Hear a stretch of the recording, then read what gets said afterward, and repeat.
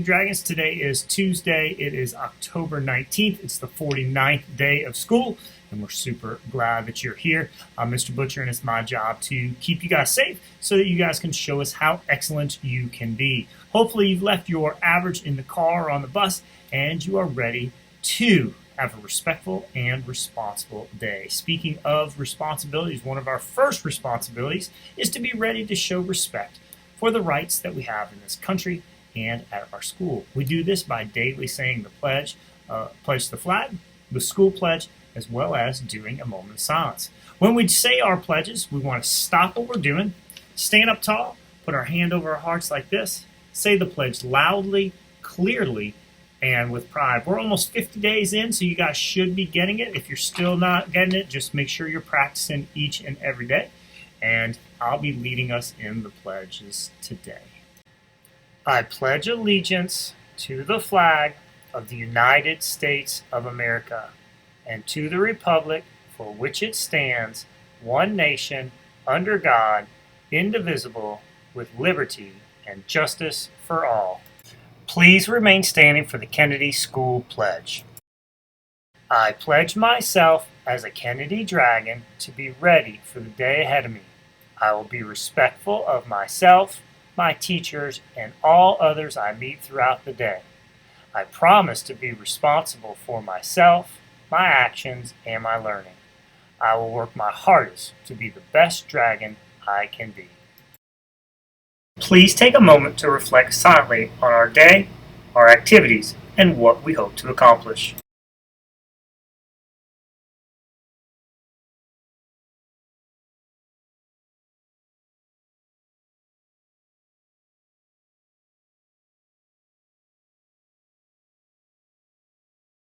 Another responsibility we have is to try to keep each other safe by slowing down the spread of germs. One way we can do this is by making sure that we wash our hands frequently throughout the day. When we wash our hands, we want to make sure that we are using soap and water. If we can't get soap and water, we can't get to a sink and get soap and water, an alcohol-based hand sanitizer will work. We want to make sure that we're getting all parts of our hands, the palms, okay, the backs of our hands, the fingertips, in between our fingers, our wrists, and our thumbs. So we want to make sure that we're getting all those parts of our hands. So let's make sure that we're modeling this. I watch a lot of people, when I walk around, I see a lot of people doing this, but we need to see everyone doing this. So let's make sure we're washing our hands. Let's get the palm of our hands, 2, 3, 4, 5. Get the back of our hands, 2, 3, 4, 5. Get the back of the other hand, 2, 3. Remember, we're just making sure that we're washing for at least 20 seconds. And in between our fingers, 2, 3, 4, 5. Get the fingertips, get into all parts of our hands, 3, 4, 5. Get the other side of fingertips, 2, 3, 4, 5. Get our thumbs, 2, 3, 4, 5. Get our other thumb, because this really helps slow down the spread of germs when they're clean. And get our wrists, 2, 3, 4, 5. Get our other wrist, 2, 3, 4, 5. And now your hands are nice and clean. Good job. Now that we have washed our hands, said our pledges, a moment of silence, let's go ahead and recognize and show respect to those that have birthdays today. Happy birthday to Aiden Meckelhannon, who's 8, Colby Mua, who's 8, Samantha Esparza, who's 9, and Natalie Ruiz, who is 5. We'll make sure that you guys get your birthday. The responsibility that we have, which means we have a job to do with a smile on our face and give perfect effort, is to choose our lunch, make our lunch choice for the morning. Today's lunch is beef and cheese nachos with cheesy refried beans, lettuce and tomato, and sliced peaches. If you don't want nachos, you can always get yogurt or muffin, or the PB&J. We are having Group A eating in the cafeteria. Group A, it's been a long time since we've eaten in the cafeteria. Make sure when we're in the cafeteria, we want to make sure that we're staying in our seat. We want to make sure that we are just talking loud enough to the people next to you can hear, not shouting across the cafeteria. And we want to make sure that we're cleaning up the messes that we make. Okay, our monthly PBS school store is open for today. Remember, we have a K through 2 and a 3 through 5 one. For this is what you can buy: the Dum Dum for 10 Dragon points. You can buy a piece of gum for 25 Dragon points. There's 12 Panda Express kids meals that you can buy for 50 Dragon points. The Visco stickers, which are these kind of cool stickers that we can have. Got different kinds that you guys can get. You can buy those Visco stickers. There's only 30 that we have left for 50 Dragon points. You can say the pledge. I need more people to say the pledge. I'm out of teachers. There's only 7 of those, but for 75 Dragon points, you can get a KES Fancy Lantern for 75 points. Only got 25 of those left. And then for 100 Dragon points, you can, and there's 3 per teacher, or 3 per adult, you can teach me, Mr. Newport, or Miss McClenny a TikTok dance, and we will film it. And if it's okay, we'll post it on our social media. So those are the points. Those are what you can get from the school store today. All right. One of our goals is to increase our vocabulary, the amount of words that we know and can use in the proper context. We do this through our picture of the week. Here's our picture for the week. We showed it to you yesterday to kind of give you a heads up. Now, today's Tuesday. Tuesday means we're looking for nouns, persons, places, things that you can see, things that you can touch, things that you can feel. Look at this picture and see what you can see on the picture. Those people, those places, those things. Definitely a lot in this picture that you can see. Look in the front, in the back, and above, all around. So let's identify our nouns today. Tomorrow we will do verbs, and then we'll move on to adjectives, adverbs, and then prepositional phrases that we get throughout the week. But look for those nouns today. There's more than you think. All right, our morning message today is on respect. We say respect is treating others the way you want to be treated. Some people call that the golden rule. Here's an important question, so listen up. How do you like to be treated? Do you like to be treated with kindness? Do you like it when someone smiles at you or gives you a big hug or listens carefully to what you have to say?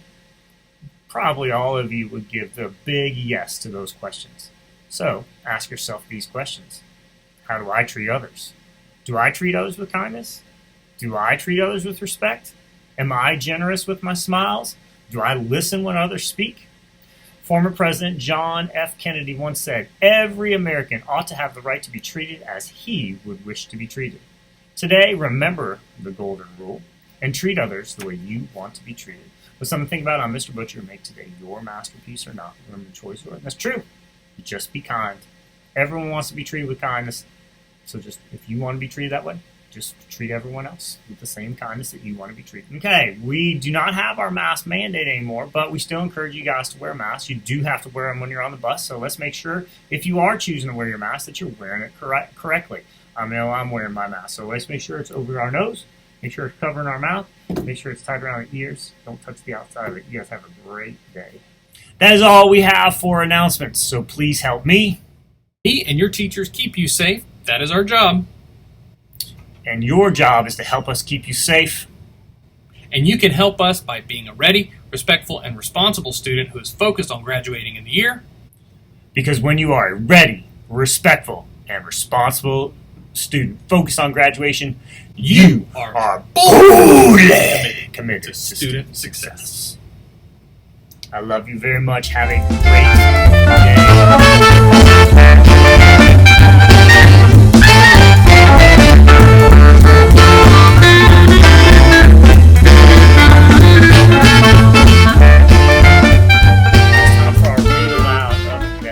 Our read aloud today is called The Mouse That Snored by Bernard Waber. Remember, we do our read alouds for several reasons. One, they're just fun. Two, we want to increase our vocabulary, so the amount of words that we know and are exposed to in context. For the third reason is we want to model what good readers do. Good readers read fluently, which means they read the words correctly at a good pace, not too fast, not too slow, and with expression. We also want to give you the opportunity to model what good readers do when they're listening to a story, whether they're listening to themselves in their head or when it's being read to them. Good readers listen for the story elements, the character, who or what the story's about, the setting, when and where the story's taking place, and the sequence of events, what happens first, next, and last. And also, too, those details, what led to certain things happening and why. The Mouse That Snored by Bernard Waber. Once there was a quiet man, as quiet as a mouse, as most mice are. He lived in the country in a very quiet house. The quiet man's quiet wife paddled about in slippers. She never made the faintest sound, not even while zipping zippers. I like when they rhyme because that helps you with words in case you don't know them. They had a cat named Mose who went about on tippy toes, and a parrot named Will whose only words were shh, be still. While Will on his porch would usually stare, Mose mostly slept on a parlor chair. The quiet man, the quiet woman, the quiet cat and bird ate their dinner, sipped their drink, and never spoke a word. Nor would they dare eating noisy food like crunchy celery, munchy radishes, or snappy carrot, not even the parrot. They ate instead stewed tomatoes, mashed potatoes, and puddings made of bread. At bedtime, they switched off the light and ever so softly whispered, "Good night." "Good night," said the man. "Good night," said the woman. "Good night," said Mose to Will. "Hush," said Will. "Be still." And silently they slept, not a cough, not a sneeze. The only sound heard was the wind in the trees. One stormy night, while everyone slept, into the house a little mouse crept. He was a city mouse with city ways, who was tired and hungry and had seen better days. "Now for something to eat," said the mouse to himself, and he quickly found food on the pantry shelf. What do you think's going to happen? Good readers make predictions. "I hear something," thought the woman, awake in bed. "I hear something," thought the man, raising his head. "I hear something," thought the cat in the chair. The bird opened his eyes and began to stare. The mouse, now sleepy himself and too full to eat any more, yawned, fell asleep on the shelf, and at once began to snore. And oh, what snores! His snores were roars, with whistling and encores, and each snore was louder than the snore before. He snored so loudly pots and pans rattled and rumbled. A freshly baked cake immediately crumbled. The light fixture began to tremble and sway, which startled the cat, who kicked over a tray. Glassware clinked, dishes clattered, a bowl from the cupboard fell and shattered. The lamp on the bureau overturned, water in the fish tank gurgled and churned. Shutters flew open, noisily banging. A picture dropped from where it was hanging. Furniture danced about the floor. A parlor chair went out the door. Really loud. Bouncing on his perch, poor Will frantically screeched, "Hush! Be still!" The snores were so loud the house began to quake. The snores were so loud the mouse was shaken awake. The mouse opened his eyes, looked about in surprise, and could hardly utter a word. For standing before the mouse with the snore was the man, the woman, the cat, and the bird. Quick on his feet to break the ice, the mouse said, "You're nice. Your house is very nice. And oh my gracious, this pantry is spacious. And I've never quite seen anything like this soup tureen." "Hush," screeched the bird. "Be still.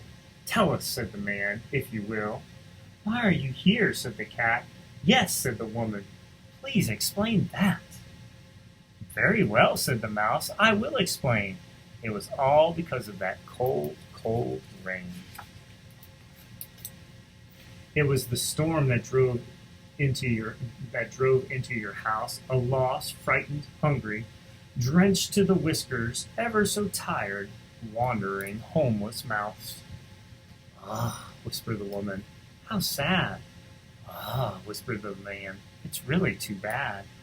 "And now I will go," said the mouse, sorry to have stirred up this fuss. "Nonsense," they cried, "you will stay here with us." He was taught to speak in a hushed whisper, and to sound out his words softly but crisper, to sit quietly in his chair and never rattle the silverware, to make sure to laugh in very soft chuckles, and at once and for all stop cracking his knuckles. One thing they taught him, that made him feel proud. He learned to sneeze, but not out loud. Soon it was clear for all to see he was quiet as a mouse ought to be. And they took the mouse into the very quiet house, and he was quiet as a mouse, except when he was asleep. For then, even louder than before, the mouse continued to snore and snore.